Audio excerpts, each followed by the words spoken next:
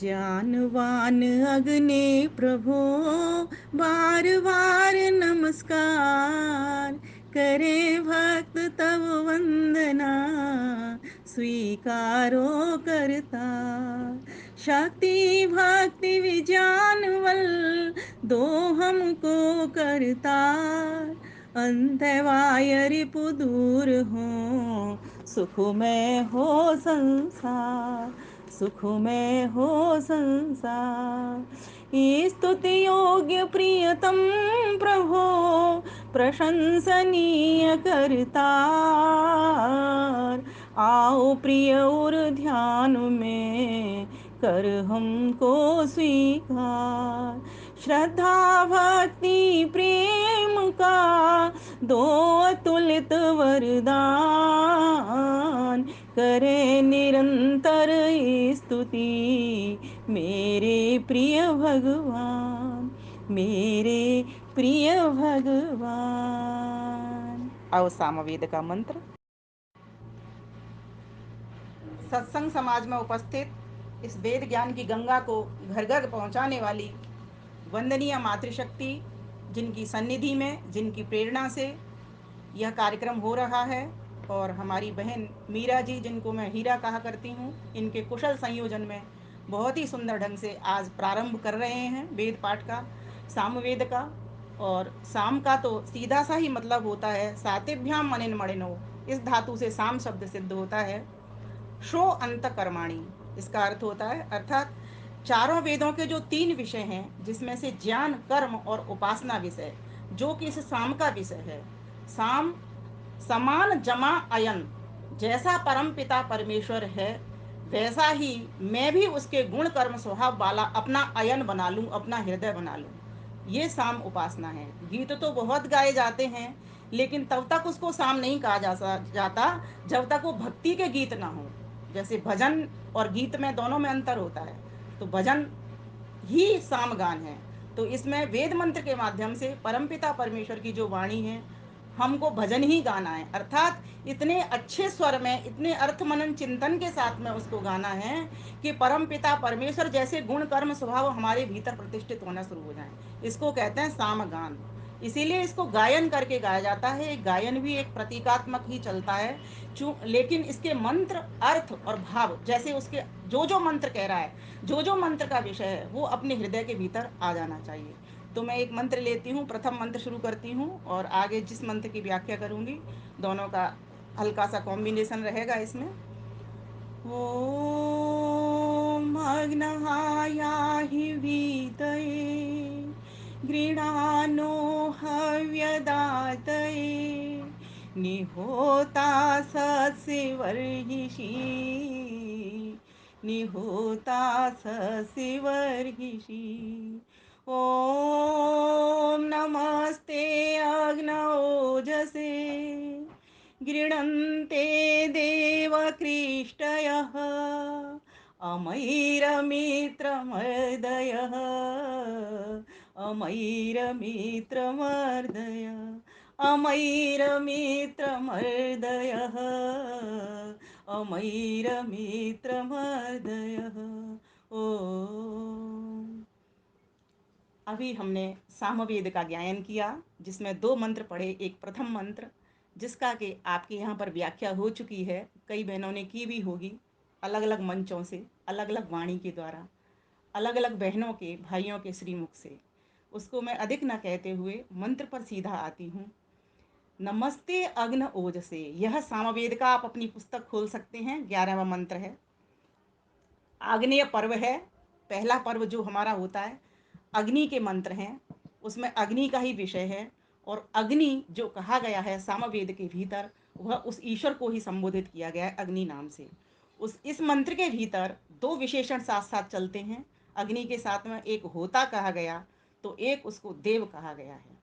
तो परमपिता परमेश्वर जो कि अग्रणी हैं, हम सभी का मार्गदर्शक है, हम सभी का पथ प्रदर्शक है। जब व्यक्ति अंधकार में होता है तो उसको प्रकाश की आवश्यकता पड़ती है। अगर उसके पास प्रकाश न हो तो उसको ठोकर लगने की पूरी पूरी संभावना रहती है। जैसे ही प्रकाश हो जाता है, और आपने देखा होगा, अगर टॉर्च हाथ में अंधेरे में चल रहे हैं तो टॉर्च का प्रकाश हमें आगे करना होता है, तो वो टॉर्च का प्रकाश आगे आगे जाता है, हम आगे आगे देखते जाते हैं। बस परम पिता परमेश्वर ऐसा सर्वज्ञ है, तत्र निरतिशय सर्वज्ञ बीजम, ऐसा सर्वज्ञ बीज है कि जिसके बराबर हमारा आपका किसी का भी ज्ञान, सारी जीवात्माएं भी मिल जाएं, नहीं हो सकता। हम सभी उसी सर्वज्ञ परम पिता परमेश्वर से ज्ञान प्राप्त करते हैं। तो उस परमेश्वर को यहाँ पर होता कहा है। होता का अर्थ होता है कि वो परम पिता परमेश्वर कैसा है, हम सभी को सृजन जब करता है तो हम सभी को बनाता है, और जब प्रलय करता है तो हम सभी का संहार करता है। उसके संहार करने में ही हमारा भला छुपा होता है, इसीलिए वो दोनों काम करता है। जो भी संसार का बनाना, पालन करना या मिटाना, ये सब हमारे जीवों के सभी के हित के लिए ही वो ये सारा काम कर रहा है। क्योंकि मन के भीतर ऐसे प्रश्न आते हैं। तो ऐसे देव परमात्मा को, जो कि दिव्य गुणों से विभूषित है, जो कि हर वक्त देता ही चला जा रहा है, हमारे शास्त्र हमको समझाते हैं। सत्यात प्रकाश के प्रथम समुल्लास में ही देवता शब्द का बहुत सुंदर अर्थ लिखा हुआ है। वहां पर कहा गया है देव, देव दानात्वा, दीपनात्वा, द्योतनात्वा, द्यु स्थानो भवती तिवा। और देवता शब्द के दिव, क्रीड़ा, विजगीसा, ऐसे अनेक अर्थ, व्यवहार, द्युति, स्तुति, मोद, मद, कांति, गति, इस प्रकार के 9-10 उसके अर्थ किए गए हैं देवता के। और देवता परमपिता परमेश्वर के लिए चूंकि यहाँ पर आया है, इसीलिए हम अभी जड़ देवों की बात नहीं करेंगे और चेतन देवों की बात नहीं करेंगे। हम जिस चेतन की बात करेंगे वो सभी चेतनों को शरीर पहनाने वाला है, सभी चेतनों के कर्मों का फल देने वाला है, सभी चेतनों के भीतर ज्ञान प्रेरणा करने वाला है। इसीलिए हम परम चैतन्य की बात करेंगे, जो परमात्मा देवता है। जिस चेतन देवता परमात्मा ने हम सभी को बनाया, सभी को ज्ञान दे रहा है, सभी को बल दे रहा है, सभी को बढ़ा रहा है, ऐसा परमपिता परमेश्वर जो कि अग्नि स्वरूप है, जिसको कि देवता कहा जा रहा है, जो स्वयं प्रकाशित है और स्वयं प्रकाशित होकर के सूर्य चंद्र के भीतर भी वो प्रकाश भर रहा है। दीपनाथवा, द्योतनाथवा, अर्थात द्योतनाथवा वो स्वयं प्रकाशित है, दीपनाथवा वो हम सभी को प्रकाशित कर रहा है इस प्रकार से। और द्यु स्थानो, अर्थात वह परमेश्वर कोई ऐसा नहीं कि द्यु स्थान का मतलब किसी एक लोक में रहता हो। वह परम आनंद परम पिता परमेश्वर सर्वत्र रहता है। ये जो संसार है वह उसका एक पाद में है। त्रिपादस्य अमृतम दिवी, यजुर्वेद के 31वें अध्याय में कह दिया कि इससे भी और जो जितना भी भाग बचा रह जाता है, 3 भाग, वहां पर भी वो परमानंद, वो परम पिता परमेश्वर का परमानंद भरा हुआ पड़ा हुआ है। तो ऐसे परमेश्वर को इस मंत्र के भीतर कहा है नमस्ते। नमस्ते अग्न ओजसे, हे परम पिता परमेश्वर, अग्नि परमेश्वर, हे देवता अग्नि स्वयं प्रकाशित परमेश्वर, सबको आगे ले जाने वाले परमेश्वर, आपको हम नमस्ते करते हैं। और कब कब नमस्ते करते हैं, तो वही वेद कहता है नमस्ते अस्तु आयते नमो अस्तु पर आयते, नमस्ते प्राण तिष्ठता आसीनायोतते नमः। कि हम जाते हुए कहीं घर से बाहर जा रहे हैं तो तुझको नमस्ते करते हैं, घर के भीतर आ रहे हैं तो तुझको नमस्ते करते हैं, किसी सभा के मध्य में बैठ रहे हैं तो तुझको नमस्ते करके बैठ रहे हैं, किसी सभा के मध्य में से उठ रहे हैं तो तुझको नमस्ते कर रहे हैं, किसी से वार्तालाप कर रहे हैं तो तुझको नमस्ते कर रहे हैं, कोई घर का काम कर रहे हैं या बाहर का काम कर रहे हैं तो तुझको नमस्ते कर रहे हैं। तुझे कभी भी नहीं बुला पा रहे हैं, यही तो साम ज्ञान है। यदग्ने श्याम हम तुम बाघा श्याम हम, और कैसा हो जाऊं सृष्टि सत्य यहाँ से सह, हे परम पिता परमेश्वर, कैसा हो जाऊं, ये जो मैं हूं वो तो तू हो जाए और तू मैं हो जाए, ऐसे हम दोनों एकाकार कर लें। इसीलिए हे प्रभु, तू ही हमको उठाने वाला, तू ही आगे ले जाने वाला, तू ही पथ प्रदर्शक, मैं चाहता हूं कि मैं तुझसे जुड़ जाऊं, इसीलिए मैं तुझे नमस्ते करता हूं। अब व्यक्ति जुड़ेगा कैसे उससे, उसकी आज्ञा को मान करके। परमात्मा को नमस्ते कैसे करेंगे, व्यक्ति विशेष से तो हाथ जोड़ के कर लेते हैं, लेकिन उस ईश्वर से कैसे नमस्ते करेंगे, तो उससे उससे जुड़ करके, जुड़ना क्या है, उसकी आज्ञा में चलना।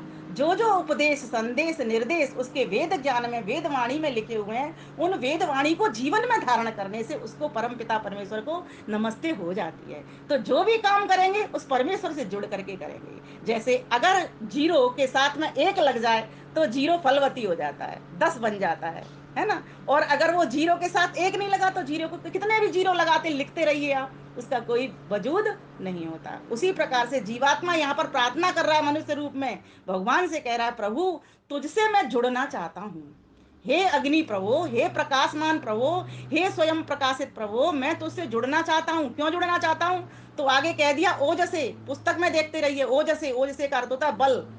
ओजो स्योजो मय देही, हे ओजवंत प्रभु, हे तेजवंत प्रभो, हे पराक्रमी प्रभो, हे साहसी प्रभो, हे सर्वशक्तिमान प्रभो, मैं तेरे गुण को अपने भीतर धारण करना चाहता हूँ। इसीलिए इस बल के लिए मैं तुझसे जुड़ना चाहता हूँ। मेरे भीतर हर प्रकार का बल भर देना।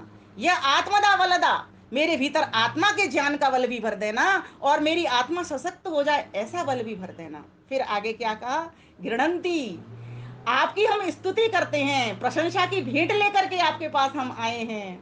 हे प्रभु, आप तो सबसे स्तुति किए जाते हो, पूरा संसार आपकी स्तुति कर रहा है। हे अग्नि प्रभु, हे प्रकाशित प्रभु, हम अपने बल के लिए, कि मेरे भीतर वो बल आ जावे जिससे आपके उस बल को चारों ओर मैं बिखोर सकूं, चाहे वो धन बल हो, चाहे ज्ञान बल हो, चाहे शक्ति बल हो, चाहे श्रम बल हो, चाहे सेवा बल हो, चाहे भक्ति बल हो, चाहे श्रद्धा बल हो, चाहे आस्था बल हो, चाहे निष्ठा बल हो, सारे बलों को लेकर के मैं चारों चारों ओर घूम सकूं। क्योंकि प्रभु तू तो अग्रणी होकर के चारों ओर विद्यमान है।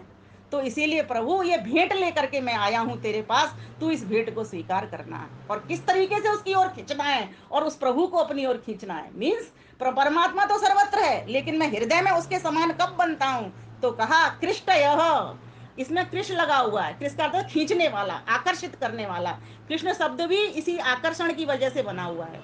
कर्षति इति कृष्ण, इसी प्रकार से यहाँ कृष्ण शब्द आया है। तो हम सभी जीवात्माएं जो मनुष्य रूप में आई हैं, जो कि इस ईश्वर से जुड़ने की प्रार्थना कर रहे हैं, मुमुक्षु हैं, अर्थात हम लोग साधक हैं, तो हम उस परमात्मा से प्रार्थना करते हैं, प्रभु ये जो हमने कार्यक्रम रखा हुआ है तुझसे जुड़ने के लिए रखा हुआ है, ये जो वेदवाणी का पठन पाठन हम सामवेद का करेंगे तो उससे जुड़ने के लिए रखा हुआ है। तेरी ही कृपा के कारण मैं इस कार्यक्रम को कर पा रहा हूं, और तेरी ही कृपा के कारण ही मैं संपन्न कर पाऊंगा।